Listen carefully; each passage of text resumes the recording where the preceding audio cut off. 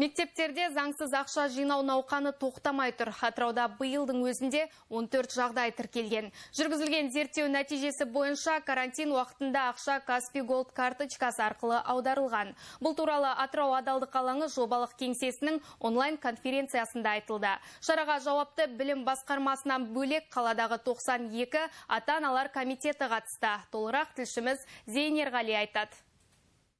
Өткен жылғы жүргізілген зерттеу нәтижесі бойынша қаражаттың 65% ата-ананың, 35% мұғалімдердің ұсынысымен жиналған. Ақша жөндеу жұмыстары мен сыныпқа қажетті құрал-жабдыққа, түлектердің ұстаздарына алғыс ретінде берілетін сыйлыққа жұмсалыпты. Ағымдағы жылдың наурыз айының өзінде жобалық кеңсеге екі ата-анадан шағым келіп түсті.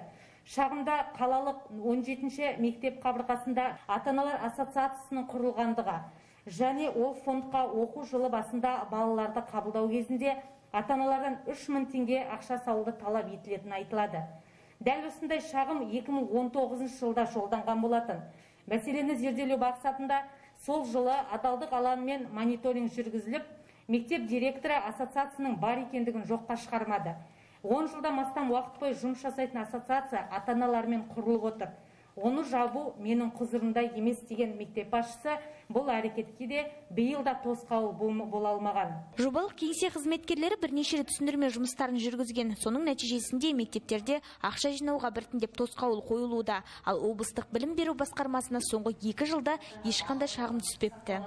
Телеграм чаттарға да ондай мәселелер түсіп тұрған жоқ. Бұның өзі қуантарлық жағдай. Ол жалпы біз жыл сайын мектептерде білім беру ұйымдарында ақша қаражат жинамау жөнінде, соған тоқтау салу, алдын алу мәселелер жөнінде бұйрық шығарамыз. Сол бұйрықтың орындалуына білім беру ұйымдарының басшылары тікелей жауапты болады. Міне сондықтан осы бұйрықтардың жыл сайын шығып, оның және мектептерде және білім беру ұйымдарында қаражатты жинауға, тыйым салуға байланысты арнайы комиссиялар бар. Олар міндетті түрде өзінің жұмыстарын жүргізіп отырады. Жауаптылардың айтуынша, егер ата-аналар ақша жинағысы келсе, тиісті қорлар құрып, заң аясында әрекет ету керек. Осы ретте әр мектепте арнайы комитет құрылған. Зейнер Ғали, Қуаныш Құдайберген, Атырау телеарнасы.